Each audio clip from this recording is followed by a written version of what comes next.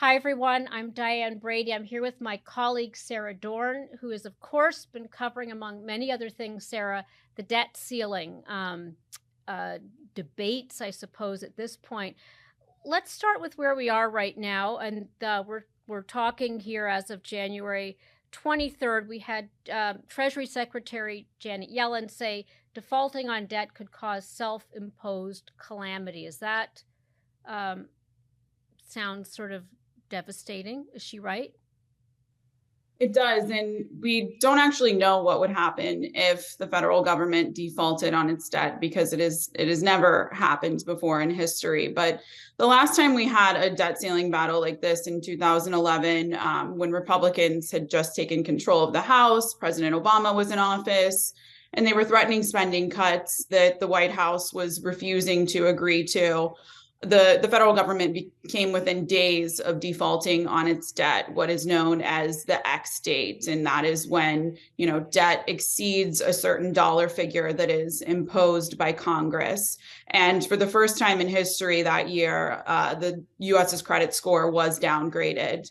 And, financial markets took a tumble the following day. So it definitely could have serious ramifications the closer we get to that. Right now, consumers, average Americans, and even the employees who are invested in the retirement accounts that the federal government has suspended investments into these specific retirement accounts. That's what these extraordinary measures are. When Congress agrees on a new debt limit, those accounts will even be made whole. So as of now, no serious ramifications, but we're getting close to risky ground here. Talk about when the next deadlines are. So these extraordinary measures seem to have pushed off our, the consequences to June. Is it that far away that we have to worry about? So on Thursday, actually, the federal government reached its $31.4 trillion debt limit, as Janet Yellen said, triggering these extraordinary measures. And she said that she can only continue these extraordinary measures until June 5th. There are some other mechanisms that, they're called extraordinary measures, but in reality, they're not all that extraordinary because Treasury secretaries have had to, impose these accounting tricks, is what they really are, many times before. But she has given a date of June 5th as to when these two specific extraordinary measures that she laid out last week will expire, and the federal government will exceed its debt limit and default on its financial obligations, not be able to pay military salaries, not be able to pay Medicare and Social Security payments. So there are serious consequences, but and we can talk about that next, depending on your next question. But lawmakers are in the past few days have really come out strong in saying that they, on both sides of the aisle, that defaulting on the debt is really not an option. Is there any extent to which this wing of the GOP that basically prompted 15 rounds of voting for Speaker McCarthy, does that wing hold a lot of sway in this particular debate? Are they able to derail an agreement in essence? I mean, sure, they have definitely shown during the speaker election that they do have outsized power in this Congress, but the desire for spending cuts and a reduction to the federal deficit overall is something that stretches, beyond this right wing of the party. We have lots of moderates who have come out and said that they as well want to see spending cuts. Representative Brian Fitzpatrick of Pennsylvania, a Republican, he's co-chair of the moderate House Problem Solvers Caucus, and he is working with Representative Josh Gottheimer of New Jersey on drafting, a real proposal for reducing the deficit in accordance. It would be tied to a ratio of gross domestic product or the nation's total economic output. So that's the real first concrete proposal that we have seen from Republicans. And again, Fitzpatrick is considered a moderate, as is Gottheimer. They're working together to draft something that both sides of the aisle can come to an agreement on. But again, this is just a proposal. It's really just an idea at this stage. We haven't heard congressional leadership, McCarthy or McConnell, comment on this, or even the White House. So we have two sets of consequences here. The set of consequences, number one, is what happens if we don't actually raise this limit?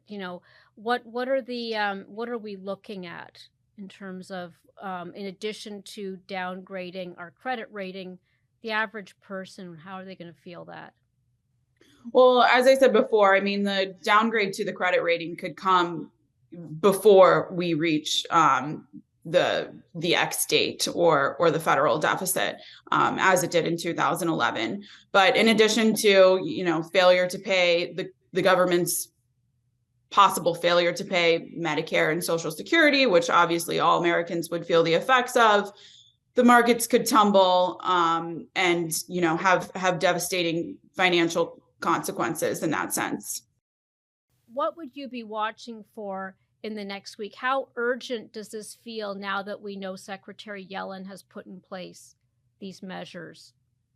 That definitely, has put a new sense of urgency on these discussions. And after she issued this letter on Thursday and said that we had reached the deficit limit, congressional leaders, McCarthy came out and said that he has agreed to meet with Biden about the federal deficit. And, the White House has said time and time again that it refuses to negotiate on the debt limit. And so, that's definitely a meeting that everyone is going to be watching for to see if anything comes out of it. Manchin has also said that he will meet with McCarthy regarding the debt ceiling. And a number of Democrats are calling on Republicans to, they floated spending cuts, but they want to see some real proposals put on the table. But there's been a number of optimistic comments over the weekend from Democrats who have said that, they're optimistic about the negotiations moving forward.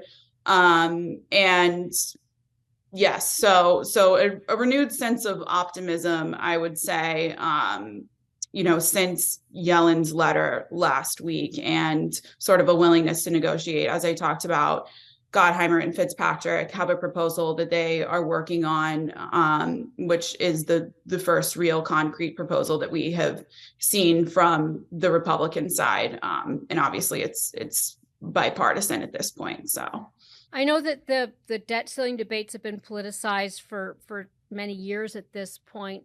In terms of the discussions that we're seeing right now in Congress, is that any sort of indication as to the willingness of some sort of bipartisan agreement going forward, or should we look at this in isolation, separate from the many other things they have to deal with? Oh, no, I think that a lot of people are fearing a repeat of 2011 when it, really came down to the wire in terms of the Obama administration negotiating with the Republican-led House on raising the debt limit. This is certainly, I don't mean to overplay the optimism that we heard from lawmakers, this weekend. It's definitely going to be a hard-fought political battle on both sides, and that does foreshadow what we will see over the next 2 years when we have a Republican-led House and a Democratic president, and a split Congress. The Senate is run by Democrats. There's not going to be much legislating getting done, and this is we can expect another battle over spending cuts when the federal government has to pass the fiscal year 2024 budget at the end of September. So more drama to come. Thank you, Sara. Thanks, Diane.